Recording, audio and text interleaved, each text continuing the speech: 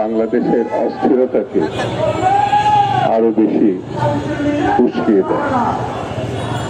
গণতন্ত্রের মত প্রকাশের সুযোগ আছে, বিএনপি সেটা ধারণ করে বলেই অশ্লীল এবং ঘৃণ্য বক্তব্য দেওয়ার পরেও বিএনপি প্রতিবাদ করেছে, কিন্তু কোনো জায়গায় কোনো বক্তাকে আক্রমণ করেছে এমন কোনো ঘটনা নাই।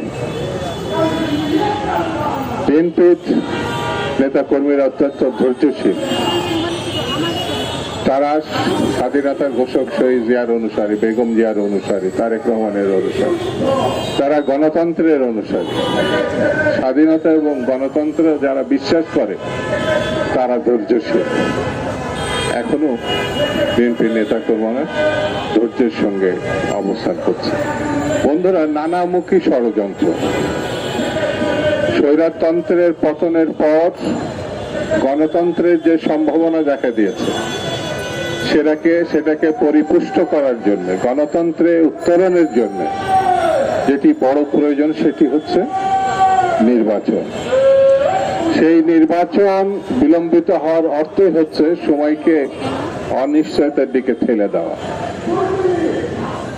নির্বাচন বিলম্বিত হলেই পার্শ্ববর্তী দেশ যাদেরকে আশ্রয় দিয়েছে সেই কুচক্রী মহল, ষড়যন্ত্রকারী, গণহত্যাকারী, লুটপাটকারীদেরকে সময় দেওয়া যাতে তারা বাংলাদেশকে অস্থিতিশীল করতে পারে।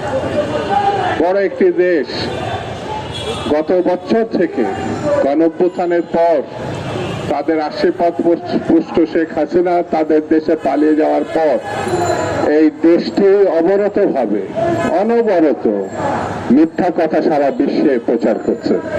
বাংলাদেশের সংখ্যালঘুদের নেতারা আপত্তিকর কথাবার্তা বলেছে। বাংলাদেশকে ধন্যবাদ তো জানাই নাই স্বৈরতন্ত্রের খাত করার জন্য।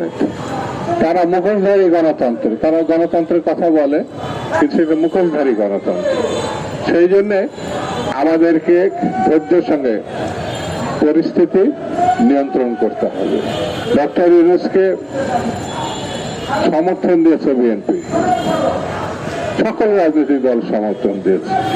গণতন্ত্রে উত্তরণের জন্য নির্বাচনের প্রশ্নে, গণতন্ত্রের প্রশ্নে আমাদের নেতা জনাব তারেক রহমান তার সঙ্গে যখন বৈঠক করেছে তখনই কি বাংলাদেশে স্থিতিশীলতা ফিরে এসছে, আশার পরিস্থিতি সৃষ্টি হয়েছে। এটা হচ্ছে সত্য কথা। এই আশা এবং স্থিতিশীলতাকে কোন মহল